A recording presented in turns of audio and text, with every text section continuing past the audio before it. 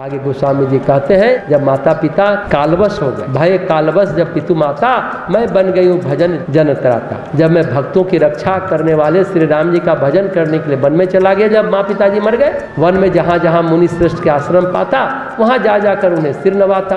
हे गरुड़ जी काकभुसुंडी कर है, उनसे मैं श्री राम जी के गुणों की कथाएं पूछता, वे कहते और मैं हर्षित होकर सुनता। फिर श्री हरि की गुण गाथा का अनुवाद करता यानी गान करता। यह सब कुछ मुझे अडिग गति श्री शंभु जी के प्रसाद से प्राप्त हुआ, यानी महादेव की कृपा से मुझे मिला। इसी क्रम में मैं भटकता रहा। आगे गोस्वामी जी कहते हैं कि मेरी तीनों प्रकार की, पुत्र की, धन की और मान की गहरी प्रबल वासनाएं छूट गई। छूटी त्रिविध इसना गाढ़ी, एक लालसा और अति बाढ़ी। लेकिन एक लालसा अत्यंत बढ़ गई कि जब श्री राम जी के चरण कमलों के दर्शन करूं तो अपना जन्म सफल मानो। जब श्री राम जी के चरण कमल के दर्शन होंगे, गोस्वामी जी आगे कहते हैं, गुरु जी के वचनों का स्मरण करके मेरा मन श्री राम जी के चरणों में लग गया। मैं क्षण क्षण नया नया प्रेम प्राप्त करता हुआ श्री रघुनाथ जी का यश गाता फिरता था। सुमेरु पर्वत के शिखर पर बड़ की छाया में लोमस मुनि बैठे थे। असली कथा अब शुरू होती, कौवा बना कैसे। उन्हें देखकर मैं उनके चरणों में सिर नवाया और अत्यंत दीन वचन कहे, हे पक्षीराज, मेरे अत्यंत नम्र और कोमल वचन सुनकर कृपालु मुनि मुझसे आदर के साथ पूछने लगे, हे ब्राह्मण, आप किस कार्य से यहाँ आए हैं। तब मैंने कहा, हे कृपानिधि, आप सर्वज्ञ हैं और सुजान है। हे भगवान, मुझे सगुण ब्रह्म की आराधना की प्रक्रिया कहिए। ब्रह्म का उपदेश देने लगे। फिर पक्षीराज को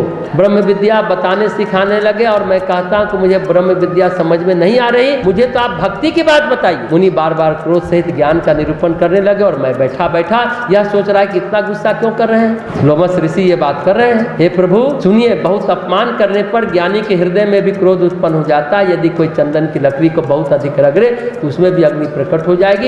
उत्तरकांड के 111वें दोहे में कहते हैं, मुनि बार बार क्रोध के साथ ज्ञान का निरूपण करते हैं और मैं बैठकर उनके मन में अनेक प्रकार के अनुमान करने लगा। बिना द्वैत बुद्धि के क्रोध कैसा और बिना अज्ञान के क्या द्वैत बुद्धि हो सकती है। अद्वैत और द्वैत की बात करने लगे। काकभुसुंडी माया के बस में रहने वाला परछिन्न जड़ जीव क्या ईश्वर के समान हो सकता है, ऐसा मैं सोचने लगा। अब लोमस मुनि क्रोध में आ गए, क्रोध वचन बोले, फिर मूढ़ परम सिख देहु न मानसी, उत्तर प्रति उत्तर बहु अनाथ। अरे मूर्ख, मैं तुझे सर्वोत्कृष्ट शिक्षा दे रहा था और तू उसे मानता ही नहीं है। बहुत से उत्तर प्रति उत्तर करता है, दलीलें लाकर रखता है, मेरे सत्य वचन पर विश्वास नहीं करता, कौवे की भांति बकबक करता रहता है। अरे मूर्ख, तेरे हृदय में अपने पक्ष का बड़ा भारी हट है, बहुत तर्क देता है, तू तर्क देता है, अतः तू शीघ्र चांडाल पक्षी कौवा हो जा।